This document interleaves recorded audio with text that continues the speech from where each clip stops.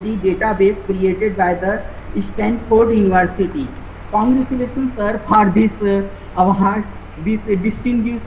Or then now I welcome you for to deliver your task so that we and our student can be benefited expertise in the field of the newly discovered material, ionic liquid and their applications in diverse field of science and technology. Thank you. Thank you, Dr. Sujit Chaurasia, for a nice introduction. And namaskar to everybody. I'm happy to see we are very close to 190 or close to 200 people. Yeah. Am I audible? Am I audible? Yes, sir. You are audible. Yes, sir. You are audible. Yeah. So let me, before sharing my slide, let me start thanking all the organizers of today's National E-Workshop on Instrumentation Techniques in Chemical Sciences, what you call ITCS 2021. And I happen to know that today is the second day.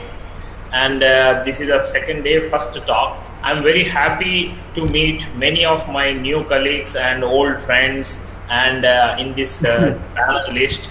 And I would like to thank all the people from Department of Chemistry and Professor Rajendra Singh Institute of Physical Science for Study and Research, and we call it VB Singh Purvanchal University. And let me take a few names, and I got a surprise to when I received the invitation, and I was very happy.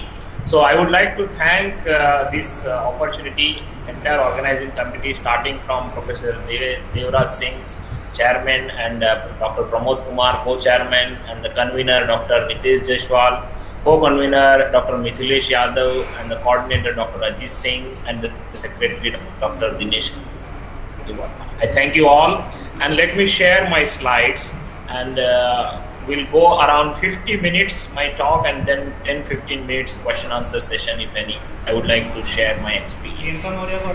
Somebody is sharing. Priyanka Maurya, please stop, then I can share my screen. Yeah, is it my screen visible? My present is visible now? Yes, sir. Yes, sir. Yeah, thank you. So let me go into the talk by thanking Veer Bahadur Singh Purvanchal University.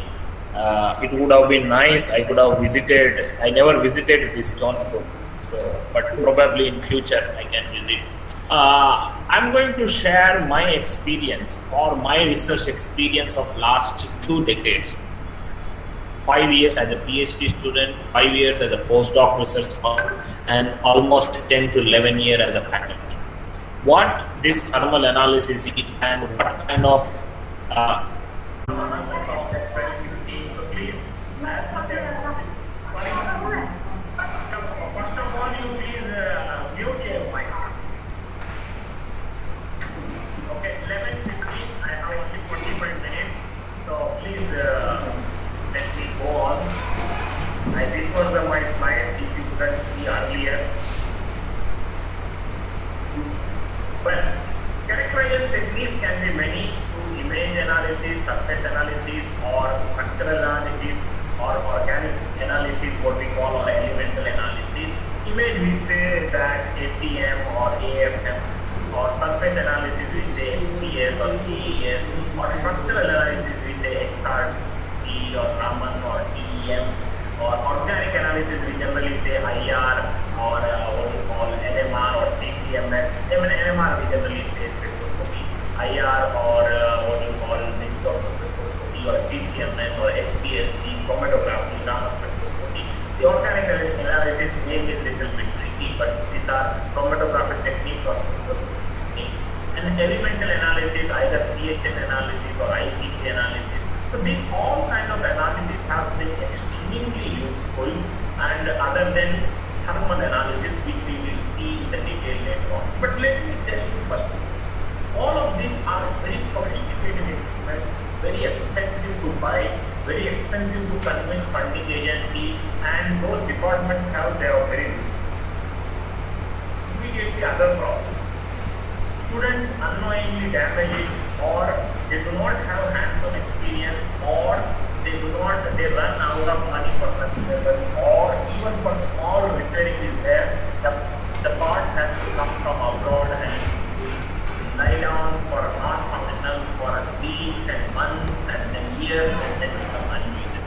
It is very unfortunate situation, and many institutes these are facing now. So how to overcome this? So the prerequisite, any student, any technician or any scientific officer or any faculty, before touching that instrument, they must read the theory about that.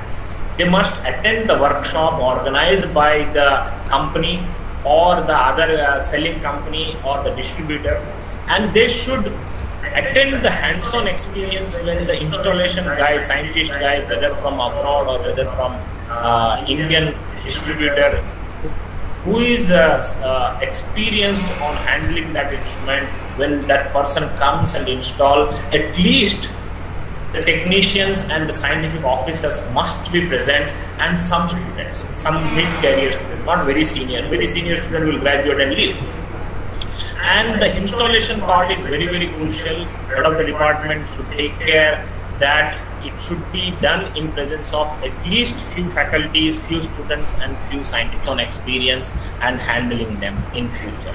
Well, after successful installation, student must read and understand to the technician and ask them, भैया कब run करोगे, do it quickly, मेरा result आ गया है, मेरा paper revision के लिए, or we ourselves should understand if the officer or technician is doing what is the important. It's a job. Why he cares about your results? He just submit the sample and take out the results. You have to be very, very careful what to do, what not to do. So sample preparation is one of the crucial thing, and the sample size should be optimal. It should not be less than the required, or it should not. Don't think that मैं ज़्यादा sample डाल दूँगा तो अच्छा result आ जाएगा. So most of the time heavy sample loading is also a problem. So it neither should be minimum nor should be the maximum, and it should be optimal. And wherever dilution is involved, you are diluting with another reference material or another solvent or post solvent, purity of that solvent is also very, very important. Otherwise, you will bring more and more impurities. People do say that if you see somebody is cleaning his mobile or laptop or a car or a bike with a dirty cloth, most probably that guy might be Indian. I'm sorry to say, but this is the people who says that our intention is to clean, but we are cleaning with the dirty clothes. So instead of real cleaning, you might be adding a tiny dusty particle in that, which can go into the processor later on and which can create more and more problems instead of cleaning purpose. Momentarily you may see that the surface is clean, but you are putting more trouble. So in organic reactions or in any chemical reactions, when more and more steps involved, more and more chemical involved, even for purification stage, if stages are more, chances of impurity adding is more. So we have to be very, very careful as number of steps go on, or whenever you are diluting, whenever you are using reference materials. Well, we'll take it forward. As I told you, purity of the sample is at most important thing in the chemical science. It doesn't matter how expensive your instrument is, how calibrated is, how excellent is, technician is well educated, everything is fine. But the core thing, your sample itself has impurity, how you will get a good results. It is like that. मैं Google में कब से search कर रहा हूँ, result अच्छे नहीं आ रहे यार, मैं कब से सर्च कर रहा हूँ. You never pay attention that there was a spelling mistake. Google is a good search engine, but what your input word is wrong. It's the same way. The purity of the sample is more important than the instrument thing. And whatever expensive instrument is, frequent calibrations are very, very essential. Without calibration, one cannot. So one should understand how often one should calibrate, especially when the type of the material will change. See, if any instrument is for a particular group, same kind of materials they are using, maybe calibration not required so often. But if it is the common facility, department facility, where physical people or physical group people, organic group people, inorganic group people, analytical group people, or bio people, or pharmaceutical people, everybody is using their sample for the same instrument, with the varieties of the nature of the sample, where the temperature range or the flow rate, everything you are frequently changing, there you need to have a calibration so frequent. It's not all about you put some instrument and some sample and results came out. Analysis is very, very essential. This will not be done by technician or scientific officer. This has to be done by the researcher. And error is very, very important. Please remember, in this world, in this realistic world, error-free results is next to impossible. Error is associated to the atmosphere. We say temperature is 25, it may not be 25, it may be 25.01 or 24.99, even though your laboratory is at double door and the temperature is maintained by air conditioning or whatever, or triple door. Pressure, when you say atmospheric pressure, it might be fluctuating. Especially in instrumentation analysis room, you see that no fans will be there. Because with the fan wind flow changing and whatever you are doing measurements, in any analytical instrument laboratory, fan should not, or fan should be switched off well in advance before doing measurements. When your balance accuracy is 0.01 milligram, on top of the balance you have a fan running on 5 number, or on the surface of the table you put mobile where WhatsApp messages with the vibration mode or the calls are coming with the frequently with the vibration mode and your surface is shaking. Of course you will not get a good results of 0.01 accuracy. So these are the minor things one should be very, very careful. Or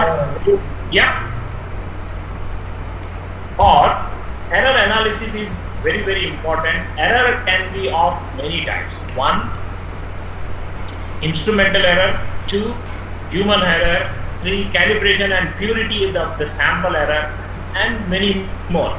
Or what you call the continuous error or propagate error. And to combine all these things, we have to do this error propagation. We call, in movies, दुश्मन का दुश्मन दोस्त होता है. Or whatever you say, error pe error. Let's say you are measuring a density of some sample, where density is a mass by volume. Mass has some error and volume has some error. Let's say 10 gram of water you took and it has a 10 ml. So you say 10 gram and both have error 0.1. So 10 gram plus or minus 0.1 gram divided by 10 ml plus or minus 0.1 ml. So 10 cancel out. So it is a 1 gram per ml or 1 gram per cc is a density. But what about the error? Error पे error cancel नहीं होता है. Error दुगना होता है या उससे ज़्यादा होता है. So 0.1 and 0.1 in the numerator and denominator will not cancel out. It will propagate. This is called propagation of errors. One should understand this. Well, maintaining instrument is not easy. High-end equipment or the components are very expensive, and the maintenance is also very, very expensive. Especially the consumable. You may need a liquid nitrogen, you may need N2 gas, you may need helium gas, you may need argon gas, or you may need other varieties of the pan or filter or whatever you call crystals or tips. Varieties of the consumable is required. Well, now let's go into the thermal analysis. The thermal analysis is a series of techniques that provide the property measurement, be it glass transition temperature or melting temperature or decomposition temperature or other changes, visible changes through temperature change as a function of temperature, as a function or as a function of flow rate or as a function of other inert material. Well, if you are measuring mass change versus temperature or mass changes versus time at unique temperature or constant temperature, called thermogravimetric analysis. Or if you see heat flow changes versus temperature or time, we say differential scanning calorimetry. In differential thermal analysis, you need temperature differences between one reference and one sample. Well, this is all about the temperature change. Either mass is changing with temperature or the temperature difference with the constant temperature or the heat difference with the constant temperature This is a different techniques. But if you summarize this, all thermal analysis, what are the major components? Well, you need to take a sample. So it's called the sample chamber. That is one of the most important things. Mostly it is a very small, either pan or some pan, pan. It might made up of what you call unique materials which can withstand at high-end temperature. Then you have a furnace because you want to heat it. And then you have a thermal balance. While heating, how much weight is changing, you need to know, or the heating should be as uniform as possible. So you need to have a temperature programming. And all these things you want to control from externally. So you should have a data acquisition system. Chamber, furnace, thermal balance, thermal programming, and all this data acquisition and the sensors controlled with the program. This is all. The price of the instrument will go higher and higher when very small change in mass you can detect, or the sample requirement is minimum, or temperature control is very precise, or temperature shoot up, either heating or cooling is fast, or along with the temperature change how balance will work, or the volatile compound may not interfere, how quick exhaust system is there, make the instrument better and better and expensive. Well, if you see TG, I'm not advertising anybody, okay? Most of the slides I have taken from 2-3 companies. One among them is a TA Instruments, but this is not for advertisement of any instrument. Okay? This is only for understanding. Well, TGA measure the amount of the weight change. Wherever rate is coming or with the time change is coming, we know it's a kinetics. So thermodynamics and kinetics can go together in thermal analysis. Often we don't use for kinetics, we only use for thermodynamics, but both are feasible because we are seeing at unique and the constant temperature change how weight is changing with the time. So we can study their kinetics. So weight change versus temperature, or weight change versus time in a controlled atmosphere. This atmosphere can be of air or nitrogen or argon or any other atmosphere of liquid choice. Mostly we go for inert atmosphere, either air or nitrogen. Well, it depends on the instrument and the instrument furnace, how large temperature one can go. And this characterization, weight loss or gain due to decomposition or oxidation or dehydration. Since you see this weight change with the time, then you can understand the rate of decomposition, rate of oxidation, or rate of dehydration. Or you do with the temperature, then you understand the decomposition temperature. Well, this method is called destructive method. Your sample is gone. You cannot get back your sample again. In some thermal methods, for example DSC, nothing will happen to your sample. But in this TGA, your sample is gone. Once you heat up, what you will get at the end, anything you heat up, what you will get after decomposition, only mesh, carbon. Well, so TGA measures either loss or gain. See, sometimes we don't think that always heating will loss. Sometimes heating will gain depending on what atmosphere is around. If you are doing under air, or if you are doing under a particular gas, let's say oxygen or something else, or hydrogen, where catalysis is happening and the reaction is happening, and with only in few reactions where absorption is happening, but otherwise usually weight will loss. Well, so TGS measures weight versus temperature. So how precise this weight should be? See, TGA can be done dynamic TGA where you are changing temperature, or TGA can be done isothermal where you keep, once you heat up, you keep the temperature same, and with the time what is happening you may measure. That to understand, kindly we go for temperature variation and we weigh the weight loss. How much sample might be those who have not at all used TGA, you will be surprised to know few milligram sample is more than milligrams. Well, TGA will tell you with the few milligrams of sample, thermal stability of material can be withstand. And people say when you in kitchen when we are learning to make a chawal first time, चावल पका के नहीं और दाल पकी के नहीं देखने के लिए पूरा दाल को देखने की जरूरत नहीं है. You just take 1 grain of rice or 1 grain of that. Yes, खाना बन गया है, दाल पक गई है, अब खाना खा सकते हैं, चावल बन गया है. So same way, when you have materials even in the car or automobile or aeroplane or any kind of material, ships or anything, once you see the character, and that's how the research papers accept when you submit this as a supporting information.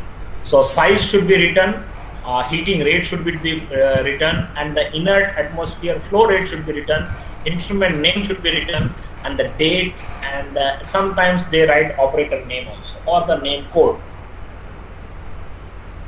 So you see 400 degrees, nothing happening, 100% sample is there. This Mi is the initial mass, Mf is the final mass. Okay, this is the initial temperature and final temperature. Initial temperature where actually here decomposition started from here, curve starts, and let's say where the curve again become linear here. So this first curve to the next linear curve, they take this analysis. Nowadays softwares are there. You need, earlier we used to do manually taking this plot, and then now for this plot you may have millions of data in Excel sheet. So you can, from there also you can find out where the mass loss is happening. And most of the time, very initial mass loss might be due to moisture, especially from 100 to 95 is most of the time is a moisture. So you can see this here. So up to 500 is nothing happening, and it started losing its weight. Okay, and this is called initial weight loss. And then once you see around 590 or around 600, you don't have, almost nothing is there. So everything become mess. Of course, it won't go to zero. Most of the time, you may have some 10 milligram or whatever, what you call, whatever in the mess form. It's very, all the gases or the dissolved gases and other things can go away, but the carbon will remain. It depends how much carbon will remain. So it may go very close to zero. And this is the typical TGA curve. Well, if you see, each one is a different TGA curve, mass versus temperature. I'm talking about 7 different results. Okay, when I say see A, don't see anything else. Let's talk about A. Here, if your TGA curve is like this, that means in the given temperature range from here to here, thing is happening to sample. For example, here. So no mass change over entire range. But if you see like this, suddenly drop and nothing happening for quite long time. This is most of the time due to some impurity of volatile compound. It might be some solvent or it might be a moisture. So your actual compound is this much. This is very pure compound. It is something reduced. So it might be either salt, impurity. The best plot is this. See, when you have only a single state component, pure component, and only one decomposition is there. Of course, D is also okay when you have a mixture and multi-stage, 1 decomposition, 2 decomposition. Like you have multi-composition, decomposition is happening, but most likely your heating rate is very high. You just ask it, okay, go. 20 degrees Celsius per minute, or you say, oh, my friend called for movie, now movie time is happening. If I put 5 degrees Celsius per minute, I have to wait until evening. Let me put 20 degrees Celsius per minute or 50 degrees Celsius per minute and let me finish TGA fast. So while you heating the sample, if the sample get realized it is heating up, the temperature might got fast and it could have been over exceeded the decomposition temperature. So you can't see the sharp changes. This is a typical thing where mass is gaining. This might be due to adsorption or absorption, very rare. But here you see mass gain due to something, maybe inert atmosphere or some reaction, and then losing. So most of the time, if your compound is a complex, D is expected. If your compound is pure, C is expected. So slow heating will allow to approach thermally, generate lags, and the results will be wrong. And this is what I was telling. 20 degrees Celsius per minute, answer was 560, and 2.5 degree per the melting temperature, or what you call TM, is 524. The difference is around 40 degrees Celsius, and that's a wrong answer. 40 is a too much wrong. So we have to go as slow as possible when you want better and better results. But if you want to just have a guidelines, you don't want to know accurate results, you want to know just approximate results, investing your spending more money on heating and what you call purging neutral gas, that time you can go for 20 degree or 30 degree, whether it is 400 or 500 or 600.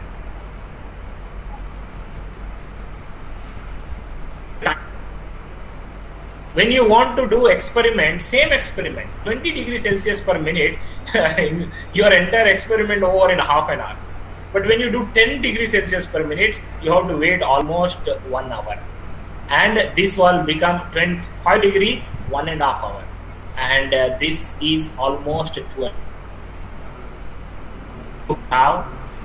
How much money you can spend? It may not be in ITC, but in DSC, you can use your sample again. And these are the few instruments. If you come back to DSC, here you have two different things.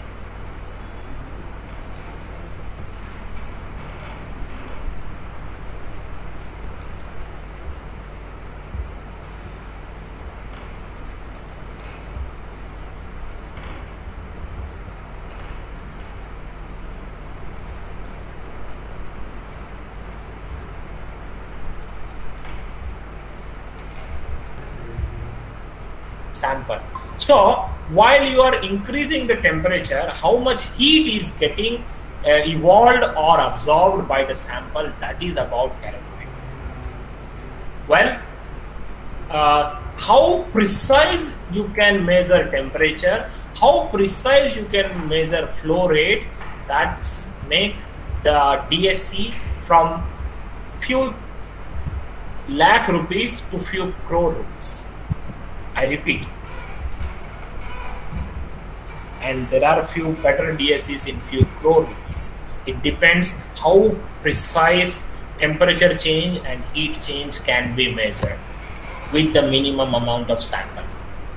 Well, it can be 2 pan, or it can be a single pan, or with the same reference or PT sensor or with the individual heater. But the that is same, what you call principle.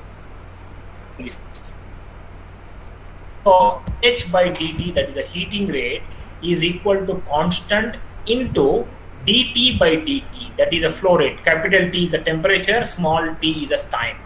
This equation holds right only in certain conditions, when heat capacity of the material is constant or in the small range. But actual equation includes one function of temperature and time. But most of the instruments, this they calculate and define it and use it, and then they calibrate it and give this simple equation, and you will get direct results of CP as well. Especially when phase change is occurring, these equations have some limitations. If phase change is not occurring, this how to measure phase change. Glass transition or melting, of course evaporating we don't do, we can do but we can't, we should not do in this because these are very very sensitive to that. Well, I'm skipping because of the sparsity of the time. DSC can give you a glass transition or crystalline temperature or solid transitions. For example, there is a C, carbon tetrachloride from monoclinic to rhombic to cubic to the liquid. All these transitions can be clearly seen by DSC measurements. And like PGA, if DSC also heat flow versus temperature, when you see this green curve, you don't see so many changes. But when you go for one derivative, you see one hump here and second hump here. So derivatives plot is very very important, but this will enhance the error. So our change in weight, change in temperature, change in heat flow should be as precise as possible to get the clear humps for this purpose. Okay. Well, I will skip. There are simultaneous DSC and TGA available, and DTA is also available. Microcalorimetry, I was telling, this is one of the gold standard, we say, especially when you want to binding parameters. Those who work on biochemistry or chemical biology, this is one of the best technique where quite sample is, you see, microliters, and the temperature change in millijoules, heat change in millijoules you can measure, so you can understand the entropy and enthalpy changes and stoichiometries. In very very small number of millijoules we can measure. It's amazing, IPC. And dilatometry about what you call thermal coefficients, expansion, how it can expand with the temperature, it can measure very precisely. This is like a volume change or the length change. This is also very very one of the crucial one. Early stages people used to have a glass capillary dilatometers, and then height change they will see. Mechanical analysis also very crucial, conductivity, diffusivity and heat capacity. All these are very very characteristics of the samples which helps us to understand their applications, especially to bridging the science and technology gap. And I would like to end with this slide here.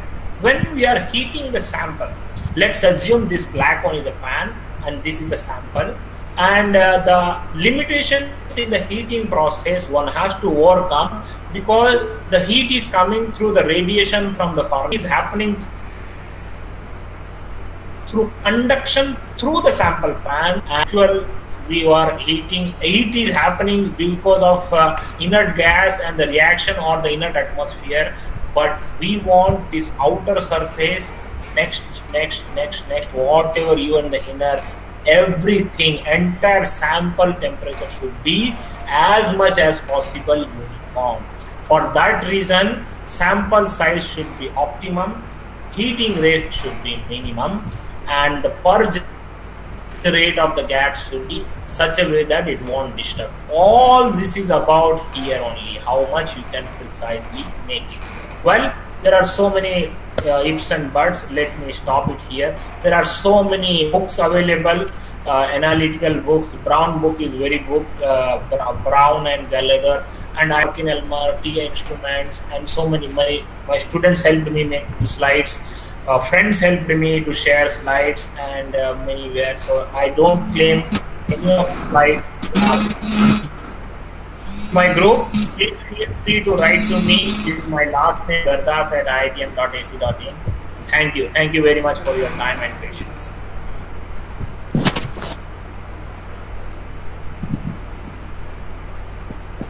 Thank you, sir. Thank you, sir, for your nice talk, for the thermal techniques, for the characterization of the material, and giving some suggestion how to we get the exact results and for the our measurements. Now we invite our audience for some few questions. There is, sir, one question is from Sasi Chawla. Hello. Can you do corrosion study using TGA? What is study? Hello. Sir, there is one question from Dr. Sasi Chan. She is asking about can we do corrosion study using TGA?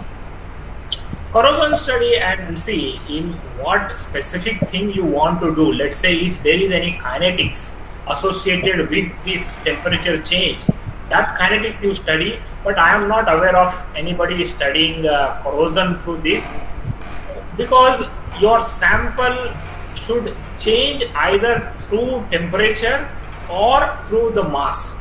Then you can measure this. If any corrosion results are associated with the temperature change, corrosion is a very slow process, if I understand correctly, and I'm not aware of anybody is studying the corrosion things through TGA. I'm not aware. If you want to study, let's say in sample atmosphere and digging your what you call wet sample, very thin, and some inert atmosphere of your own choice of the gases, this kind of study might be possible, but I'm not sure. Okay, sir. Any one more question? Can audience only ask one more question? I think Dr. Jitendra Pandey is trying to ask a question. Yeah. I have one question. Yes. Yeah. Sir, during TGA analysis, different decomposition steps are there. How can we characterize that? What is the product during decomposition? What is the product during the decomposition? Because in research papers, they are saying that how can you say that this is the product? Usually we calculate the mass and propose that this may happen. But how can we confirm that this is the product which is decomposed? It's a very good question. We can only see that something is going, but what is going for that TGA combined with mass, TGA combined with another gas analysis, TGA combined with GC. There are so many new techniques are coming, and like TGA and DSC simultaneously possible, TGA and mass is possible, TGA and other analyzers possible. So as soon as this decomposition, whenever we say decomposition, is mostly in gaseous form. Yes. Okay. So same inert gas, without interfering our decomposed gas, when it is passing through another analyzers, they can tell what is that. Otherwise, only simple TGA can only tell there is something is lost. We don't know what is. We can only, if you combine with other experiment, if you know your main samples chemical compositions, and then you can predict, yes, these samples are there with temperature, this might decompose fast. With the library you can check. Where it is possible, sir, combined mass or other? Oh, you are asking where this is possible. Many IITs, what you call sophisticated analytical instrumentation facilities are there. It's called SAIF. I think our IIT Madras also might be having. You can check the DST has some units across the country where it's a common facility. Anybody can submit their sample by paying a certain amount of the charges. You just type combined TGA and mass. Okay, thank you. Or combined TGA and GC, something. Okay, thank you. Because good generals are refusing our papers because they are saying that how can you say that this gas is releasing or what? So you see, without doing also you can justify based on the temperature at what it is releasing, based on the structure of the chemical, and you heat your sample externally outside and again characterize. Okay. So with these two characterization also you can justify. Sir, this is without heating and this is after heating. Our IR is telling this or our NMR is telling this. So this word is not absent, and we propose this mechanism. And even this lost temperature is matching. Okay, sir. Thank you. Thank you. Okay, sir. Thank you, sir, for your nice talk. Due to the lack of time, we cannot accept more questions. If you have some audience have some problems, they can directly contact to the Professor Gardas on his email. His details are given on the IIT Madras website. They can No, no, I'm directly. typing here. I'm typing here. I think, GARGAS sir, and iitm.ac.in. Thank you all. Please feel free to write. because sir has another talk in another conference just so I thank you, sir. We try to follow your advice. Our students also while taking their data in the laboratory also BSc MSc students to Thank get you. the Yeah, thank you, okay, Dr. sir. Next, Niteshji, can we proceed? Yes, Invite to the Dr. next. Santosh Kumar Yadav has been joined us, so you can proceed. Yes. This session, today's session, next talk will be delivered by the Dr. Santosh Kumar Yadav. So I want to invite the Dr. Santosh Kumar Yadav, who is the Assistant Research Professor at Department of Chemistry and Biological Engineering, Drexel University, Philadelphia. Dr. Santosh Kumar current serving as a research professor in Department of Chemical and Biological Engineering. He received his master degree in organic chemistry at University of Allahabad and then further moved to for his research work to obtain PhD degree in polymer chemistry and Konkuk University, South Korea. And he also worked as a postdoctoral researcher at Korean Institute of Science and Technology, KAIST, and Nanyang Technical University, Singapore. His research interests include mainly bio-based materials, biopolymers, resin, thermoset, composites, polymer composites, and nanocarbon-based polymer composite material. Nanocarbons means CNT, multi-wall carbon nanotube, activated carbon, graphene, etc. Dr. Yadav has published many research papers in the field of polymers and their diverse application in energy storage technology and R&D activities with some industrial collaboration. His paper, he is also 2 US patent. He is granted 2 US patent and 8 patent applications are in the process. So I want to invite Dr. Santosh Kumar Yadav for delivering his talk. Hello. Thank you, Dr. Sujit and Dr. Pramod and everybody for inviting me, giving me this opportunity. So can you hear me clearly? Because this is for me first time using the Google Meet. I'm trying to figure out how to share my screen. Yes, sir. So I'm trying to share my screen. Can you see my there screen? There is a red button, call button. After that there is 3 dot and after that there is share option. Beside raise hand. Present now. Yes, showing. Okay, the 3.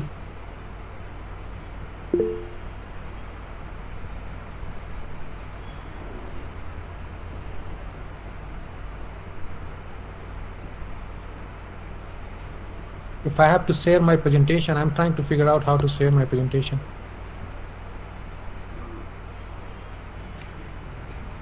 Okay, Microsoft PowerPoint. I guess I got it now. Open your PowerPoint on your desktop and full screen.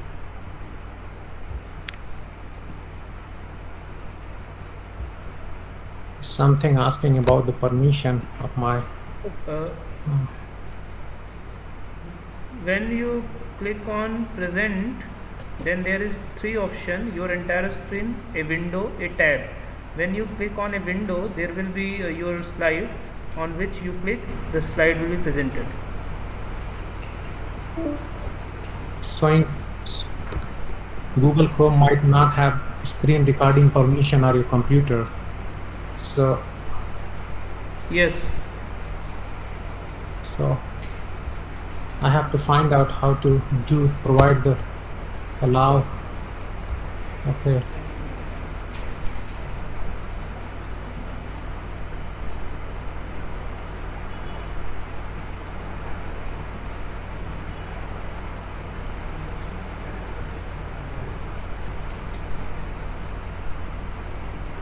So it's not allowing.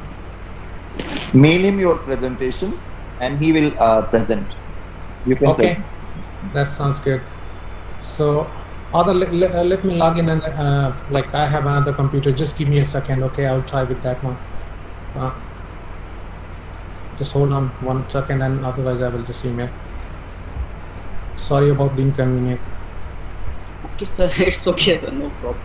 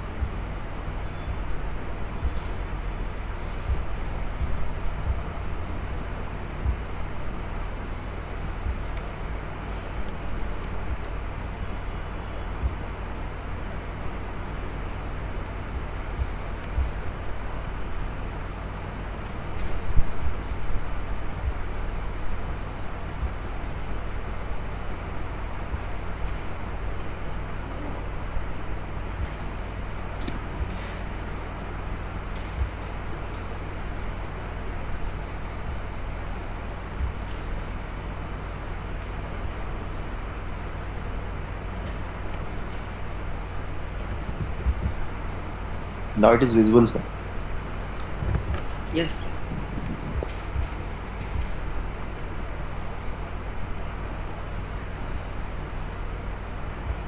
Sir, your slide is visible to us. Now,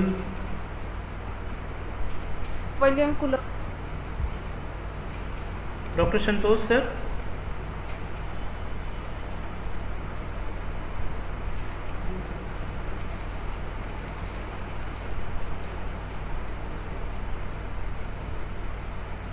Can you hear me now? Yes. Yes, sir. We can hear you Light and is we can visible. see your slide. Visible. Okay, you can see my slide. Okay, sorry about that. You know, it's kind of we generally use the like Teams and not the Google Meet, so I'm not aware about this particular software. So it took a while me to sort it out. So anyway, so I'm going to present today the characterization of carbon nanomaterials using Raman spectroscopy. So first of all, I would like to present some of my work, which we have been doing here for quite a long time. So I just wanted to give some introduction what we have been doing here. As Professor Sudhir has mentioned about my work, like what I have been working on, particularly like bio-based material. So as we are aware, like most of the polymer the most of the polymer we got like today, like in industries being used, all those are coming from like petroleum-based polymer. So, and we know that there are some limited resource for petroleum-based polymer, and also there are some environmental concern regarding that polymer too. So, so like here in United States right now is big concern about the environment and sustainability of polymer material or any you know, that kind of research. So what we are basically doing, taking the biomass, we have like abundant biomass in nature, and try to convert them a usable chemical, and finally convert them in polymer, different kind of usable polymer. So if you look at here, for example, take any biomass, and we can extract like different polymer like cellulose, hemicellulose, lignin, starch, chitin, on terpene or vegetable oil, and then finally we could change them to further different polymer like hexose, pentose, and those could be used for like to make some the polymer. So basically we are taking like biomass, extracted chemicals, and converting them to polymer. So for example, one project we are working here, this is like a very recent project.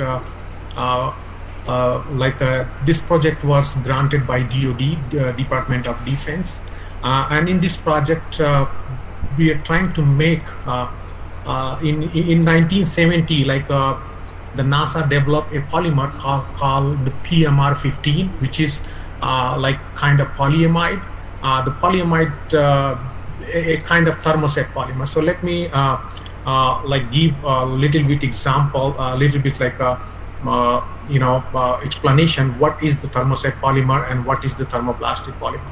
So usually, if you look at around, if you see any polymer, like if you take any polymer, if you are able to melt them and mold in different shape, so that's the kind of thermoplastic polymer. But the thermoset polymer, when you take them and you make a particular structure, you won't be able to change that structure, and it just got set on that structure. Like suppose if you make any part, like your car part, or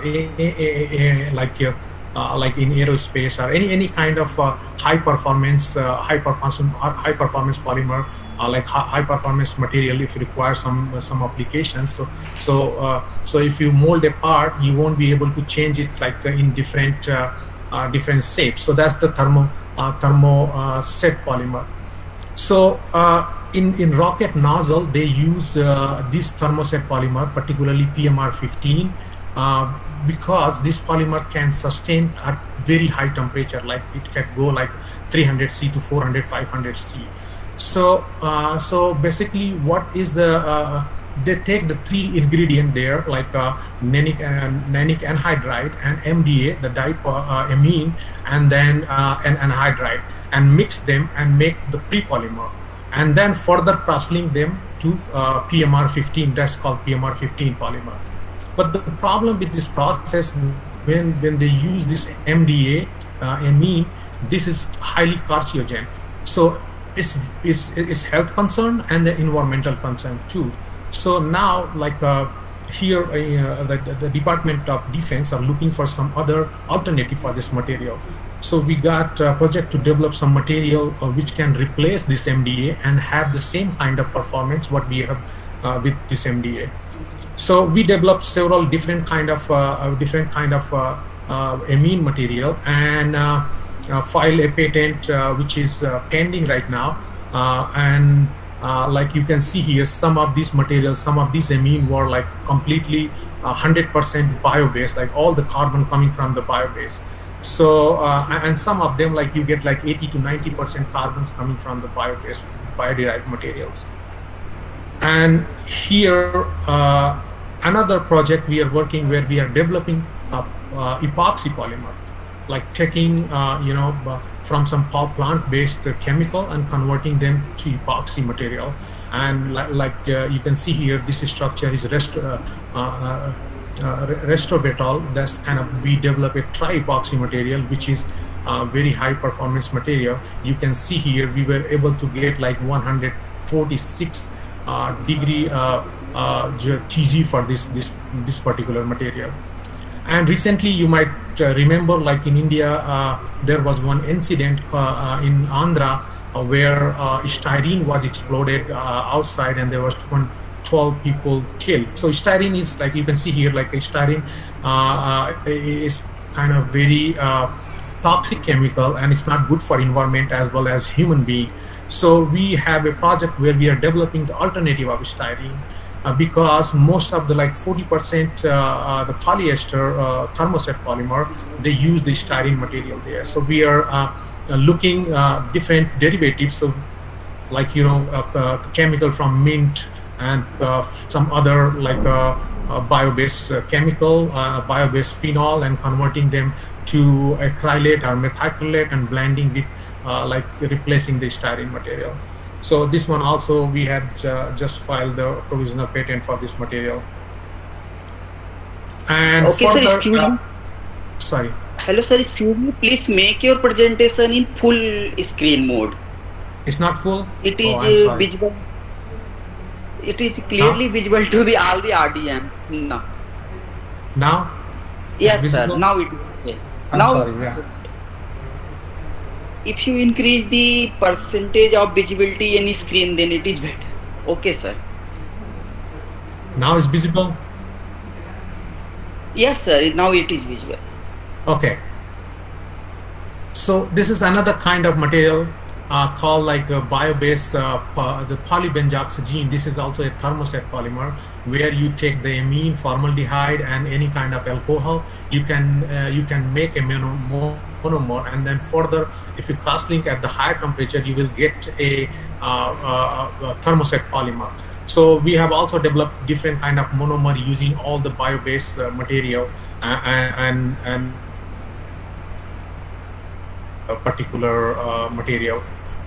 And the last one here, I would like to talk about the biorubber. So we all aware about the soybean oil. So the soybean oil, we took the soybean oil and do some chemical modification in order to incorporate in epoxy, and we were able to get use this soybean oil as a biorubber. So as some of you might familiar with epoxy polymer is very brittle. So if you incorporate any kind of toughening agent, you just you might be able to increase the toughness of the material. So you can see here we were able to increase the K1C and J1C value, which is the basic measurement for the energy requirement to break any the composite material. It was enhanced like 200% to in some cases like a 2.5% enhancement there. This was pretty huge enhancement. So we already filed this patent is already granted, and there is a company in United States, I cannot state their name, but they have licensed our technology and they have started producing this material here. So now coming to the carbon nanomaterial, which is the topic of our talk. So this material, like recently we are also started working on the carbon material, and it was also the part of my PhD work. So the carbon material, we are familiar with the graphite. If we take the graphite and just peel off one layer on the graphite, you will end up with the graphene, single layer graphene. And if you roll up the graphene, you will get the structure, the carbon nanotube structure. So similarly, if you just take the one carbon nanotube, slice them up and open them up, you will end up like this, the graphene structure. But this is not the way graphene or carbon nanotube is being produced. This is just like structural correlation between these nanomaterial. So the carbon nanotube could be like single wall, double wall, or the multi-wall, different type of. Similarly, graphene could be single layer graphene, up to 10 layer graphene. Here in there is a graphene council. They have categorized like up to 10 layer of graphene could be considered as a graphene in that category. So the carbon nanotube was discovered in 1991, like Professor Izuma from Japan. He discovered this one. It's being around for a long time here. This is used for a lot of applications, and for the graphene, it was in 2010. Two Professor Andre Jaim and Navasolov. They just what they did, they took a piece of graphite and stick the tape on that and then just peel off. And they repeat that to at least 100 times, and they were able to get the single layer of graphene, and they characterized this material and published their work in Nature publication. And they were based on their finding and based on the the characteristic of the graphene, they were able to they were awarded Nobel Prize in Physics in 2010. So why these material are important? So if you look at the surface area for single layer graphene, which is very high, like 2,630 meter square, which is pretty high surface area. Even though if we are dealing with like few layer graphene, which is also 750 meter square per gram, so aspect ratio varies from typically 2. And also, like if you have a single layer graphene, you could pass, theoretically you could pass the light 97.7% light and electron through, so it's kind of transparent also. If you look at the stiffness, the mechanical property is very high, like 1 terapascal, and then strength is also 130 gigapascal. And if you look at the chemical processability, like all the carbons are hexagonal carbons. Means like you have 6 carbon, like kind of benzene kind of structure. So you have like alternatively single and double bond, and all the carbon are sp2 hybridized. So you have ability to functionalize that material using any kind of either polymer, monomer, or any kind of chemical on that surface. So the surface of carbon nanomaterial are tunable. So here the Raman came in because when you modify your carbon nanomaterial, how you going to characterize? Because the Raman is the only tool where you could use to characterize, like the functionalization of carbon nanotube or functionalization of graphene, even the exfoliation of graphene and carbon the carbon nanotube also. So the Raman is like kind of analytical tool, and is well suited for characterization of carbon nanomaterial, and it's also a vibrational spectroscopy, and is very sensitive. If you're doing any change, any modification on the surface of graphene and CNT, you would be able to detect using these techniques. You would be able to get the information like what is happening on the surface of the material. So I'm not going to talk about the fundamental behind this one, because I'm just going to talk about how you interpret the data. If you get if you have material and you characterize them, what information you are getting from those data. So for example, if you look at here, this is the Raman spectra for single wall carbon nanotube, and then double wall carbon nanotube, and multi-wall carbon nanotube. So if you look at the particularly, I'm focusing the 2 peak here, is called the G peak and then D peak. D peak is kind of related to the defects. If you are creating any defects on the surface of carbon nanotube, the D peaks increase. Like all the carbon nanotube, all the carbon atoms in a carbon nanotube or graphene, they are sp2 hybridized. So if you're changing the hybridization, if you're changing sp2 hybridization to sp hybridization, if you're doing any kind of chemistry on the surface or doing any modification, you can see that you can easily detect that using the Raman spectroscopy. You can see that how the D peaks, change in the D peaks can directly correlate it with the change on the surface of the carbon and graphene materials. And also, if you look at here, this is a radio breathing mode, RBM. This is just very unique for single wall carbon nanotube. You don't see those the peaks. You can see very small hump in the double wall carbon nanotube, but at the multi-wall carbon nanotube, there is no RBM for that one. This is actually related to diameter of the carbon nanotube. So this kind of information, and also the ratio between G and D peak can tell you like how many carbon is changing sp2 to sp3 hybridization. So next is for graphene. So if you look at the graphene, if you take the graphite, and we have like here, this is the 2 peak, and we have the G peak, and then also D peak. So if you have the perfect graphite seed, there is no defects on that. So you can see here there is no D peak. And if you have the perfect graphene, and there's no D peak, because there's no defects on all the sp2 hybridized carbon. But that's not the case that's the kind of ideal scenario. But basically we get like whatever the material is available in the market, they have a lot of their defects, because the way they prepare this material is like they take the graphite and then they chemically exfoliate them. either chemical exfoliation or then just like, you know, use some kind of physical exfoliation also. Like it's kind of combined, like chemical, physical. There are different methods, but there are very few company right now they can produce a larger amount of graphene, because the process is kind of tedious and then expensive also. And everybody don't have that capability to produce a larger amount of graphene and keeping the consistent, their production, like producing every time the same kind of purity and same kind of particle size distribution and in their product. So also you see here, this is the G peak. This is also we could simply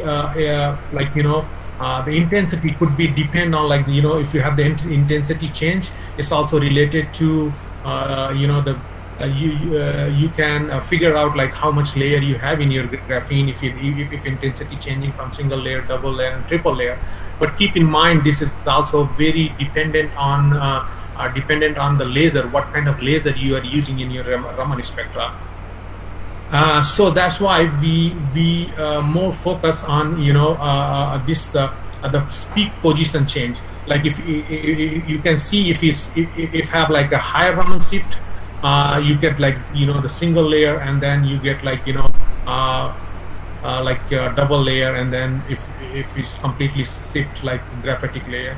So we could use this formulation where the peak position, if you plug your peak position here on the G and number of layer, you can calculate using this simple equation. So here is few example. When if you look at this spectra here, the red line here is functionalized graphene nanoparticle.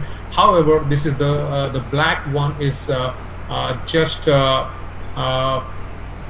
this is just like the pure graphene nanoparticle. So you can see here we don't have the D peak is very minimal. When we functionalize, we change sp2 to sp3 habituation, D peak is like shifting up, and D by G ratio is also changing. If you see for just the pure graphene, we have like 2.4, is triple fold enhancement is good 0.67%. So, and also the 2D peaks, also the shape of 2D peaks, like, you know, tell us more about what kind of material we have. And when you couple with this Raman spectra with XPS, you get more information about your material. So you can see here, when we do some XPS measurement on the on functionalized carbon nanotube, we were able to even quantify how much sp2 hybridized, sp3 hybridized carbon we have, and how much oxygen content which is present in form of, you know, the CO, carbonyl, and ester kind of link there.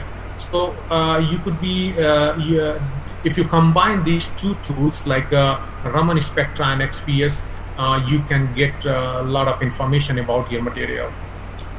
Here also the similar story. If you can look at this Raman spectra, we have like graphitic structure, and when we have the graphene oxide is shifted a little the higher side, and then again if you functionalize that graphene oxide and reduce them, so it's shifted back a little bit.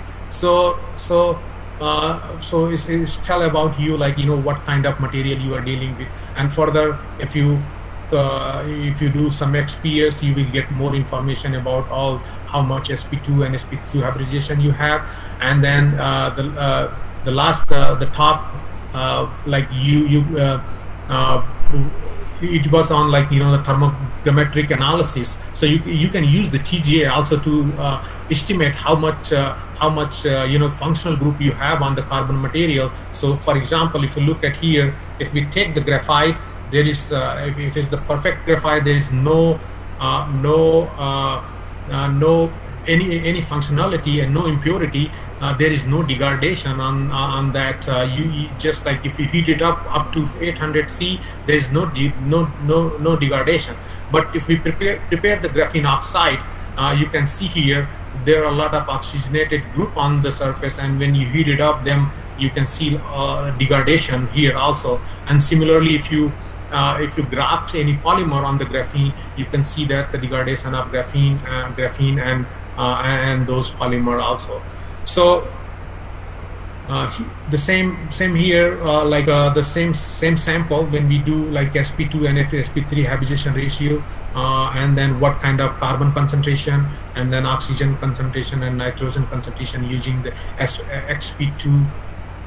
XPS analysis. So there's two tools, like one like Raman, another one the XPS is very useful in order to characterize any kind of nanomaterial, particularly carbon-based nanomaterials. Here we have another example. This is for just a carbon nanotube. I published this paper during my PhD. So you can see here when we have the pure multi-wall carbon nanotube, you can see the D peaks and then black the G peaks. But when we functionalize that multi-wall carbon nanotube, if you incorporate any functional group, you put any polymer, you can see here like the D peak is just, the ratio between D and peak is completely changed. So which is telling also the same story, like you are changing sp2 hybridization to sp3 hybridization. And you can see also that's proof through the XPS saying we have different composition of oxygen and nitrogen. And the TM image is also, so this is pure carbon nanotube. When we grafted polymer, you can see like how uniformly carbon nanotube was grafted on the surface of how the polymer was grafted on the carbon nanotube surface. So these tools are very useful in order to, if you want to characterize like a carbon-based material. So the conclusion of my talk would be like, the Raman spectroscopy is particularly well suited for any morphological characterization on the carbon-based material. And like every bond in the Raman spectrum, correspond directly to the specific vibrational frequency of the bond within molecules. So you know that like what kind of functionality you are putting on the surface, and how sp2 hybridization change to sp3 hybridization. And also vibrational frequency, and also like based on the position shift, you will be able to get information regarding materials. And if you combine this the Raman spectroscopy with some other technique like XPS, TM, or like TEG, you could get the whole picture, like what is happening, like how your material is changing for any applications. So thank you, and if you have a question, I would be happy to answer. Thank you, sir, for your nice talk on these polymer composites based on the nanocarbon based material. Now I asked the audience for the questions. There is no any questions. Hello. Hello. Yes. Can you ask your question, sir? Yes. Yes, sir. So how can we differentiate between single layer of graphene and double layer of graphene? Yes, I saw even Raman. You could use the Raman. See, for the double layer means like the Raman is also a useful tool, but the best tool for like looking the graphitic structure, the TM is the best tool. Like if you do the TM analysis, I don't have data right now in this presentation, but the TM is the best tool. You can see that it how much layer you have particularly there. But same time you have to like do some Raman and TM in order to get like the full picture.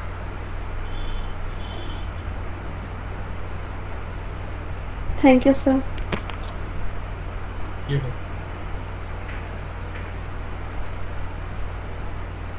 Yeah, there's question like what is the best way to produce the defect-free graphene? So the defect-free graphene, the defect-free, there are different methods. Like if you look at there's like fundamentally there is two methods. One called like top to bottom approach, another called like bottom up approach. So the top to bottom approach, like you take the graphite and then exfoliate by chemical or any kind of you could do like chemical exfoliation or physical exfoliation, but that method is like it means like it's kind of you can get to single layer, but it's very hard to achieve the single layer during just exfoliation. So the best way to produce the single layer graphene, you could use like a CVD method, but that's very expensive method. You know, you require like some inert gas and very high temperature, and then also that the CVD method is not very scalable method. Okay, sir. There is another question from the audience. Sir, Raman is single and double layer carbon nanotubes are different. If we graft monomers on multi-wall carbon nanotube and use Raman spectroscopy, how can we say a single wall carbon nanotube is not getting formed? No, the single wall you cannot. If you're taking, you know that you're taking like multi-wall carbon nanotube, so it can't change to the single wall carbon nanotube. If you could do that, that would be like, you know, that's kind of some breaking because multi-wall carbon nanotube very cheap and single wall carbon nanotube very expensive. If we can change this multi-wall to single wall, that would be like, you know, game changer. So I don't think you know, if your starting material is multi-wall, so you know that you are using multi-wall. It's not going to be changing any different material. Okay, sir. Yeah, here a question like application of graphene in today's era. Yeah, definitely. I have a talk next month here on graphene automotive, the American Graphene Automotive Conference, where a lot of companies, automotive companies like Ford, GM, and Toyota, they are coming, and they are exploring this material for you know, the electric vehicle application, where they require very light composite material. And if we incorporate graphene in composite and improve the like mechanical property even 10 to 20%, and we could cut the, you know, the weight of the composite, like if 10 to 20%, that's kind of huge achievement. So like electronic vehicle, they require a lot of batteries there, so they wanted to, you know, reduce the car weight. Any part weight, if you could reduce, that would be great. So I think graphene is going to play a role, like, you know, the big role over there. And also a lot of these lithium ion batteries, they require like like anode, cathode, and some even additive material, and this carbon material like carbon nanotube graphene could be used there also too. Sir, there is one more question. Which one is more useful, RGO or G? It depends on what kind of application you are using. Like, you know, like graphene oxide is like very soluble in water. So if you have like any, you are working with any water-based application, you can definitely use the graphene oxide. But RGO, if you reduce them, their solubility is limited. So you know, it's not going to disperse in any, it's not going to readily disperse in any solvent or polymer matrix. So I think it would be challenging. So it's depend on the application, what kind of application you wanted to use. Okay, sir. Thank you. Is there any more questions from the audience? Any? Hello. Okay. Yes, I'll just put my email. Okay, sir. You can reach out on this one if anybody has email. Anybody has any question. Okay, sir. Thank you, sir, for your nice talk on the graphene and carbon nano based material and their application in many diverse fields, and especially on the polymer composites and their application in military application and energy, etc. So thank you, sir, for your valuable time. You're welcome. Thank you. Giving us your, and I think our students and we are also benefited from this talk.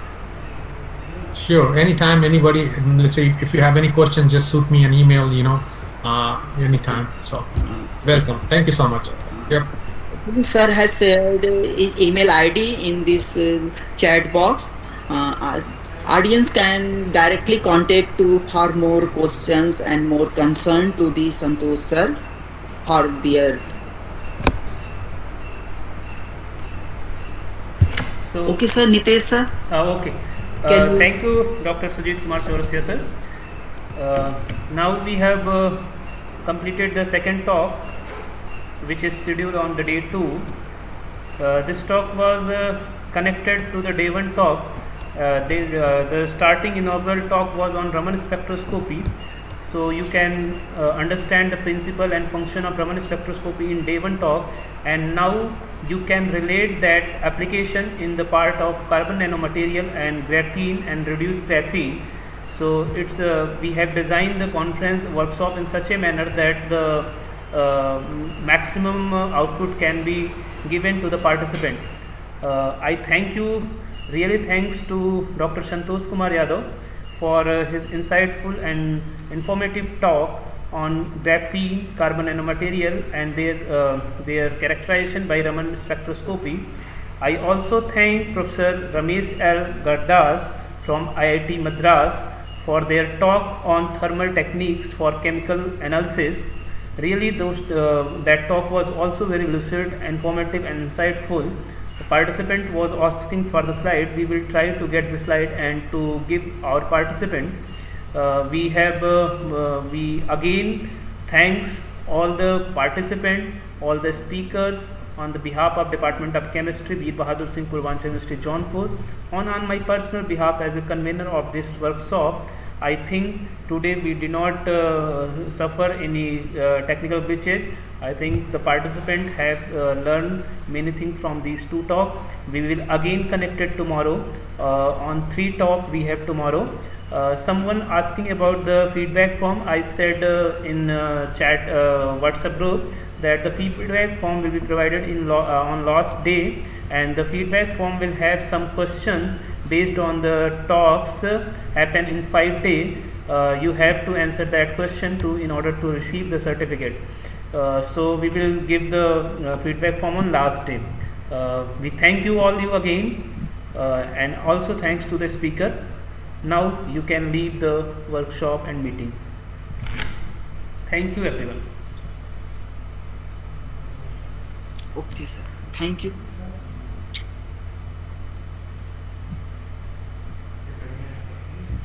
Stop कर दो recording ठीक